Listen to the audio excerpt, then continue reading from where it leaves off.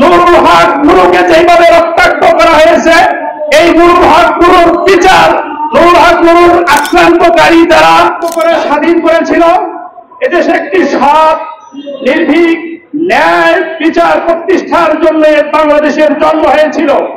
এদেশে যারা ফ্যাসিস্ট করেছে তারা দেখেছে 17 বছর ফ্যাসিস্ট করে এদেশের মানুষ তাদেরকে কিভাবে পালিয়ে যেতে বাধ্য করেছে।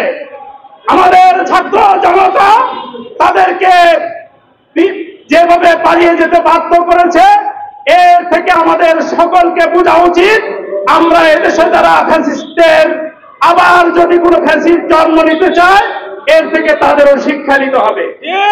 আজ আমাদের মাননীয় প্রধান উপদেষ্টা বরাবর দাবি, কেন আমাদের একজন ছাত্র জনতার যিনি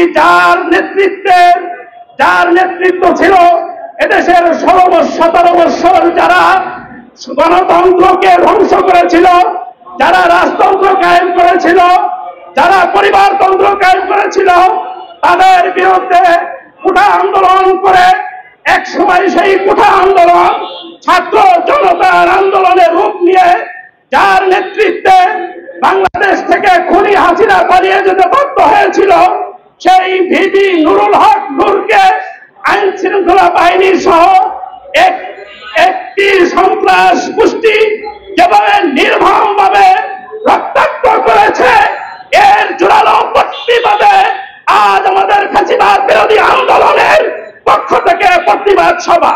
শুধু তাই নয়, আমাদের বিদ্যাপীঠ, বাংলাদেশের শ্রেষ্ঠতম বিদ্যাপীঠ ঢাকা ইউনিভার্সিটি সহ চিটাগাং ইউনিভার্সিটির উপরে যেইভাবে আমাদের ছাত্র ভাইদের উপরে একদল আওয়ামী সন্ত্রাসী জাতীয় পার্টির সন্ত্রাসী গুন্ডা বাহিনীরা আক্রমণ করে ছাত্রদেরকে নৃশংসভাবে তাদেরকে আক্রান্ত করেছে, সাথে সাথে নীলফামারীতে যেইভাবে আমাদের শ্রমিক ভাইদের উপরে গুলি চালিয়ে তাদের হত্যা করেছে, তার প্রতিবাদে আজকে আমাদের এই সমাবেশ। আমরা প্রশাসনকে জানিয়ে দিতে চাই, কেন আইন শৃঙ্খলা বাহিনী আমাদের ভাইদের উপরে আক্রমণ করলেন, কেন এর বিচার বাংলাদেশে এখনো হলো না। অনবিলম্বে আমাদের মাননীয় প্রধান উপদেষ্টা বরাবর তার কাছে আমাদের দাবি, যারা এর সাথে জড়িত তাদেরকে খুঁজে বের করে আইনের আওতায় আনতে হবে, দৃষ্টান্তমূলক শাস্তি তাদের করতে হবে। অন্যথায় ফ্যাসিবাদ বিরোধী আন্দোলন বাংলাদেশের সমস্ত মানুষদেরকে নিয়ে ফ্যাসিস্ট বিরোধী যারা আছেন তাদেরকে আমাদের পক্ষে নিয়ে তাদের দাবি আদায়ের লক্ষ্যে আমাদের আন্দোলন অব্যাহত থাকবে। ফ্যাসিবাদ বিরোধী আন্দোলন এমন একটি প্ল্যাটফর্ম যা কোনদিন শেষ হবে না।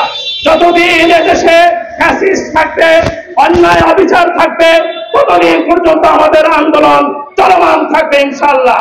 আমাদের এই আন্দোলনের যারা সদস্য আছেন, আন্দোলনের সহকর্মী যারা আছেন, যারা আমাদের সাথে একাত্মতা ঘোষণা করেছেন, সকলের পক্ষ থেকে একটাই দাবি জানাচ্ছি, মাননীয় প্রধান উপদেষ্টা সহ সকল উপদেষ্টা বরাবর স্বরাষ্ট্র উপদেষ্টাকেও বলছি, আইন উপদেষ্টাকেও বলছি, আপনাদের এই হিরানির কারণে, আপনাদের এই নিশ্চুপ থাকার কারণে ফ্যাসিস্টরা এদেশে আবারও মাথা চাড়া দিয়ে উঠতেছে।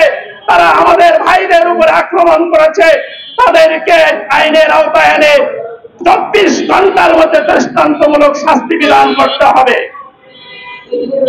আমরা বলতে চাই, যদি এর ব্যত্যয় ঘটে তাহলে 18 কোটি মানুষ আর ঘরে বসে থাকবে না।